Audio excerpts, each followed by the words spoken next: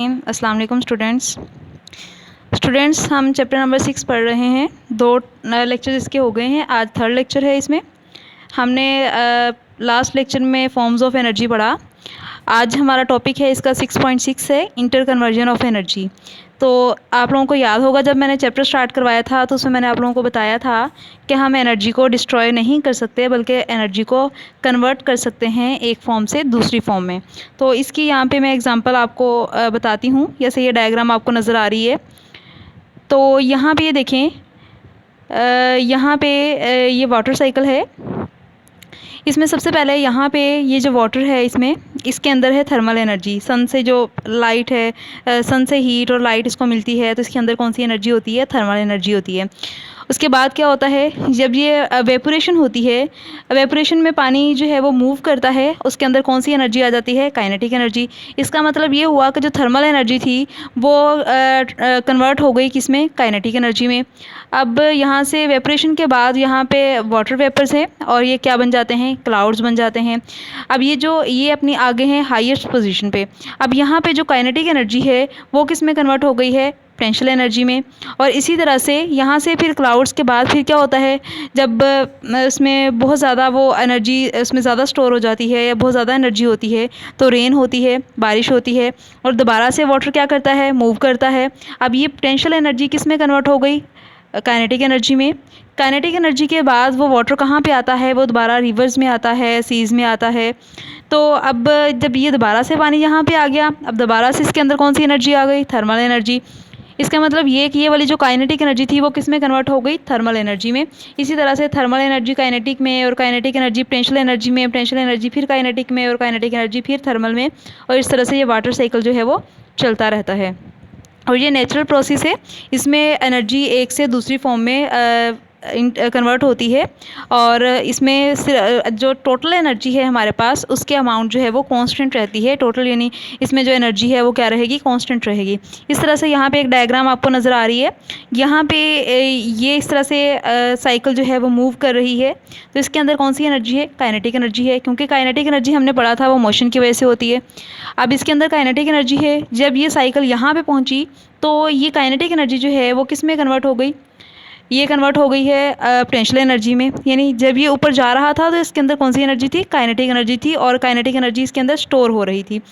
उसके बाद यहाँ पे आ गई पोटेंशियल एनर्जी। अब यहाँ पे ये पोटेंशियल एनर्जी फिर से किस में कन्वर्ट हो गई? काइनेटिक एनर्जी में। और यहाँ से एनर्जी क्या हो रही है? आउट हो रही है। आप ये भी देखते होंगे कि जब यहाँ से हम ऊपर की तरफ जा रहे होते हैं तो यहाँ पे बहुत स्पीड कम होती है और ऊपर की तरफ जाना जो है वो बहुत मुश्किल होता है, और जब वापस नीचे आ रहे होते हैं उसमें स्पीड जो होती है वो बहुत ज़्यादा हो जाती है। तो इस तरह से ऐसा क्यों होता है? क्योंकि जब आप नीचे की तरफ आ रहे होते हैं तो आपके अंदर एनर्जी स्टोर होती है, इसलिए आप बहुत जल्दी जो है वो नीचे की तरफ मूव करते हैं। तो अब यहाँ से क्या हुआ? काइनेटिक एनर्जी पोटेंशियल एनर्जी में कन्वर्ट हो गई और पोटेंशियल एनर्जी किस में कन्वर्ट हो गई? काइनेटिक एनर्जी में कन्वर्ट हो गई। अब यहाँ से ये टॉपिक है हमारा, energy can not be destroyed however it can be converted into some other forms. Energy को हम डिस्ट्रॉय नहीं कर सकते बल्कि इनको दूसरी फॉर्म्स में कन्वर्ट कर सकते हैं।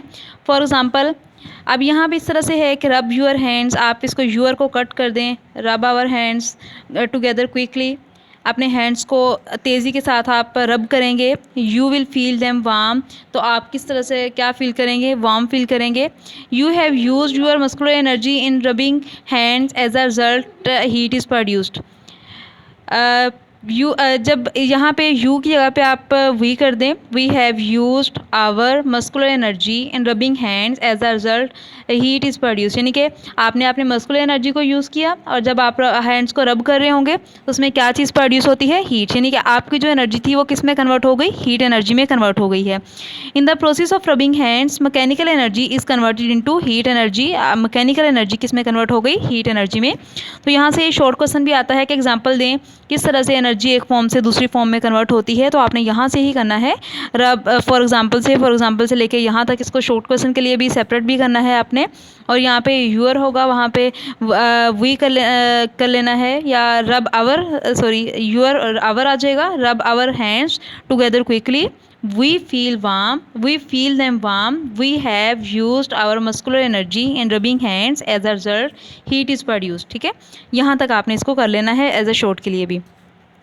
नेक्स्ट है processes in nature are the results of energy change. जैसे हम नेचर की अगर बात करें तो नेचर में भी हमारे पास ऐसे प्रोसेस हैं जिसमें एनर्जी जो है वो एक से दूसरे में कन्वर्ट हो जाती है, एक फॉर्म से दूसरी फॉर्म में। जैसे कि for example some of the heat energy from sun is taken up by water in the oceans. जैसे ओशंस की बात करें तो वो सन से क्या करते हैं, हीट एनर्जी लेते हैं, और वाटर जो है वो हीट एनर्जी लेता है। This increases the thermal energy, जिसकी वजह से उसकी जो वाटर की थर्मल एनर्जी होती है वो इंक्रीज़ हो जाती है। Thermal energy causes water to evaporate from surface to from form water vapours. तो थर्मल एनर्जी की वजह से जब बहुत ज़्यादा हो जाती है तो वाटर में क्या होती है, एवेपोरेशन होती है। एवेपोरेट्स जो है वो होता है, एवेपोरेट होता है वाटर, और उसके बाद जब वो वेपोरेट होता है तो उसके अंदर कौन सी एनर्जी आ गई, यानी कि थर्मल एनर्जी किस में चेंज हो गई, काइनेटिक एनर्जी में चेंज हो गई। These vapours rise up and form clouds, और उसके बाद ये वेपर्स जो हैं वो ऊपर उठते हैं और क्या बना देते हैं, बादल बना देते हैं। As they cool down they form water drops and fall down as rain. जब ये ठंडे हो जाते हैं तो क्या होती है, बारिश होती है। और पोटेंशियल एनर्जी चेंज टू, जब वो बादल बन गए थे तो वो potential kinetic energy potential energy में चेंज हो गई थी। अब जब दोबारा से रेन हुई तो पोटेंशियल एनर्जी किस में चेंज हो गई, काइनेटिक एनर्जी में। As the rain water flows down its kinetic energy change into thermal energy, और जब दोबारा ओशंस में आ गया वाटर तो उसकी एनर्जी दोबारा से थर्मल एनर्जी में चेंज हो गई। While parts of the kinetic energy of flowing water is used to wash away soil particles of rocks known as soil erosion। soil erosion की definition है ये, आपने इसको यहाँ से कर लेना है यहाँ तक। While parts of kinetic energy, यहाँ से parts of kinetic energy of flowing water is used to wash away soil particles of rocks known as soil erosion। तो यहाँ तक आपने इसको करना है। और उसके बाद है, अब यहाँ पे वही बात जो मैंने आपको बताई है कि टोटल हमारे पास एनर्जी जो है वो क्या रहेगी, कांस्टेंट रहेगी। During the inter conversion of energy from one form to other form the total energy at any time remains constant. Total energy इसमें क्या रहेगी, कांस्टेंट रहेगी। उसमें ऐसा नहीं है कि अगर थर्मल एनर्जी आपके पास ज़्यादा है तो काइनेटिक एनर्जी कम हो, या थर्मल एनर्जी कम है तो काइनेटिक एनर्जी क्या हो जाए, ज़्यादा हो जाए। उसके बाद हमारे पास नेक्स्ट जो टॉपिक है वो है 6.7 मेजर सोर्सेज ऑफ एनर्जी है। अब मेजर सोर्सेज ऑफ एनर्जी में हमने ये देखना है कि एनर्जी के मेजर सोर्स कौन कौन से हैं, कौन कौन से ऐसे सोर्स हैं यहाँ से हम एनर्जी को हासिल कर सकते हैं। इसमें सबसे जो हमारे पास मेजर सोर्स है वो सन है, उसके बाद फॉसिल फ्यूल्स आ जाते हैं। The energy we use comes from the sun, wind and water power etcetera. जैसे विंड है, वाटर है। Actually all of the energy we get comes directly और इनडायरेक्टली फ्रॉम द सन। जितनी भी एनर्जी है या फिर डायरेक्टली या इनडायरेक्टली हम कहाँ से हासिल करते हैं, सन से हासिल करते हैं। तो यहाँ पे हमारे पास मेजर सोर्सेज जो हैं एनर्जी के वो दो तरह के होते हैं। एक हमारे पास होते हैं यहाँ पे हमारे पास इसमें फॉसिल फ्यूल्स है, इसमें हमारे पास आ जाएगा रीन्यूएबल एनर्जी सोर्सेज, और दूसरे जो होते हैं वो नॉन रीन्यूएबल एनर्जी सोर्सेज होते हैं। ठीक है, तो यहाँ पे हेडिंग्स देनी है आपने, दो पार्ट बनाने हैं। एक में रीन्यूएबल एनर्जी सोर्सेज आ जाएगा, दूसरे में नॉन रीन्यूएबल एनर्जी सोर्सेज आ जाएगा। और मेजर सोर्सेज जो है इसमें वैसे तो ये लॉन्ग के लिए भी आता है, और फॉसिल फ्यूल जो टॉपिक है इसका ये सेपरेट आता है, सेपरेट भी आता है, और ये सेपरेट भी लॉन्ग के लिए ही आता है, शॉर्ट में भी आ जाता है। इसलिए फॉसिल फ्यूल्स को आपने सेपरेट भी करना है, और बाकी इसके जो सोर्सेज हैं वो भी आपने करने होंगे। तो फॉसिल फ्यूल में सबसे पहले हमारे पास कौन कौन सी चीज़ें आती हैं, इसमें हमारे पास कोल, ऑयल एंड गैस है। We use fossil fuel such as coal, oil and gas to heat our houses and run industries and transport. तो हम फॉसिल फ्यूल्स को किस लिए यूज़ करते हैं, हम हीट एनर्जी हासिल करने के लिए, लाइट एनर्जी हासिल करने के लिए यूज़ करते हैं, इंडस्ट्रीज़ को रन करने के लिए एंड ट्रांसपोर्ट के लिए यूज़ करते हैं।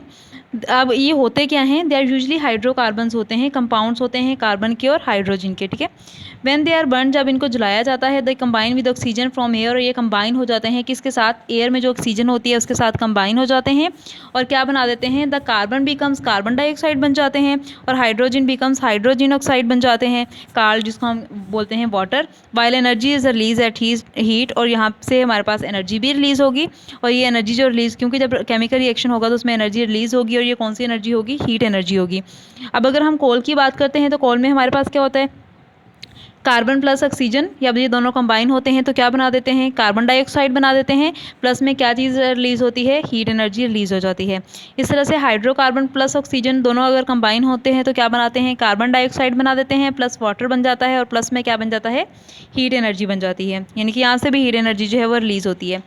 उसके बाद है यहाँ से एक शॉर्ट क्वेश्चन का आंसर भी है कि हम इनको जो है नॉन रीन्यूएबल एनर्जी सोर्सेज क्यों बोलते हैं, फॉसल फ्यूल्स को। तो यहाँ से उसका आंसर है कि the fossil fuels took millions of year for their formation.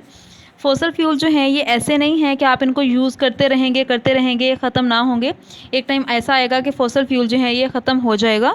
जितना आप इसका यूज़ बढ़ा देंगे उतने ही फॉसल फ्यूल जो है वो बहुत जल्दी ख़त्म हो जाएंगे। ठीक है, तो इसका मतलब ये है कि हमें टाइम के साथ साथ अगर हम जितना उसको यूज़ बढ़ा रहे हैं तो हमें न्यू जो है फॉसल फ्यूल्स और हमें न्यू बनाने की ज़रूरत है, या न्यू ढूंढने की ज़रूरत है इसके सोर्सेज़ को, ताकि हम आने वाले वक्तों में हमें प्रॉब्लम ना हो।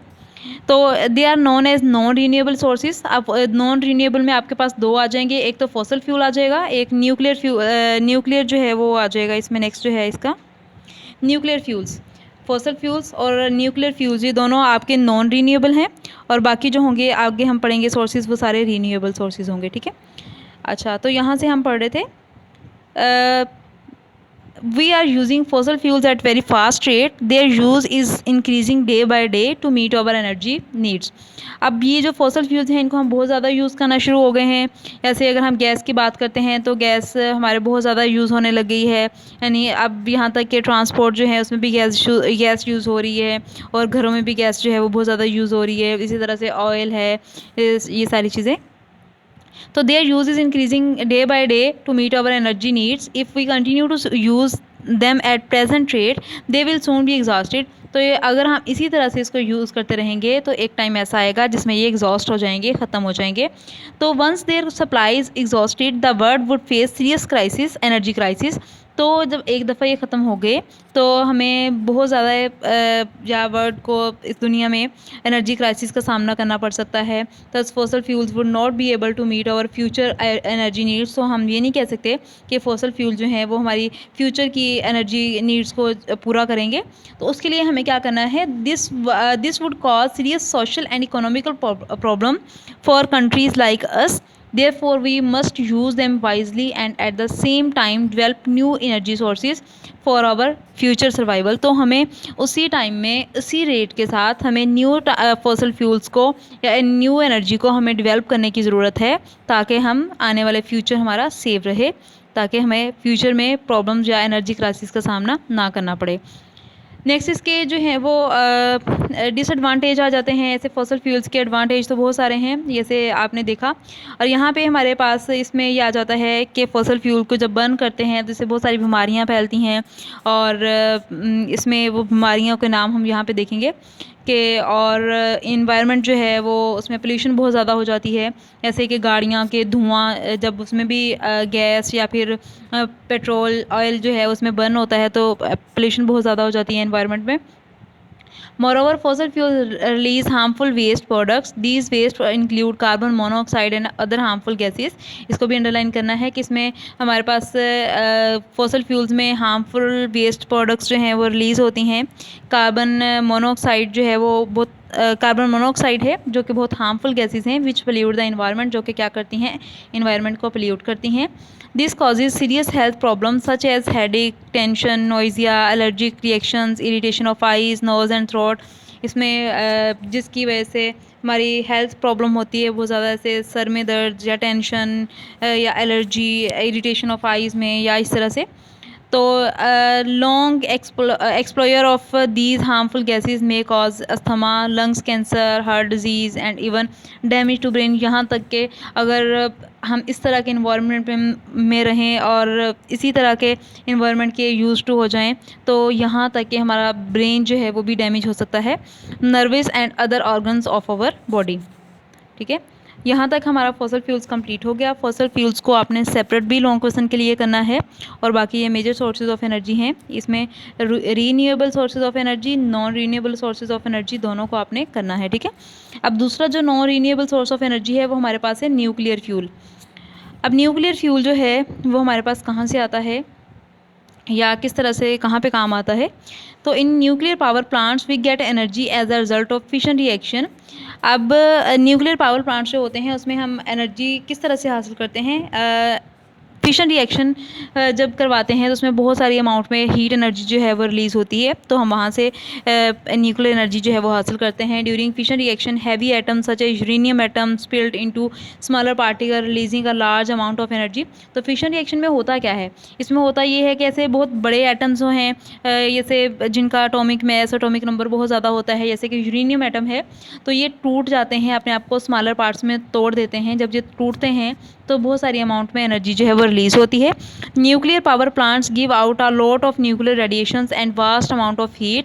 और इसमें हमारे पास पावर प्लांट्स में बहुत सारी अमाउंट में रेडिएशंस भी होती हैं, मिलती हैं हमें, और वास्ट अमाउंट में हीट जो है वो भी मिलती है। A part of this heat is use to run power plants while lot of heat goes waste into the environment. इसका कुछ पार्ट तो हम यूज़ कर लेते हैं और इसका जो बहुत सारा पार्ट होता है वो इन्वायरमेंट में चला जाता है, जो कि क्या हो जाता है, वेस्ट हो जाता है। तो यहाँ तक हमारे पास मेजर सोर्सेज ऑफ एनर्जी हम पढ़ रहे थे। Non renewable sources of energy हमारे कंप्लीट हो गए, जिसमें दो थे, फॉसल फ्यूल्स था और न्यूक्लियर फ्यूल्स था। अब नेक्स्ट लेक्चर में जो हम पढ़ेंगे वो नॉन रीन्यूएबल एनर्जी सोर्सेज पढ़ेंगे। ये हम इंशाल्लाह नेक्स्ट लेक्चर में पढ़ेंगे। आज के लिए इतना ही काफ़ी है। अल्लाह हाफिज़।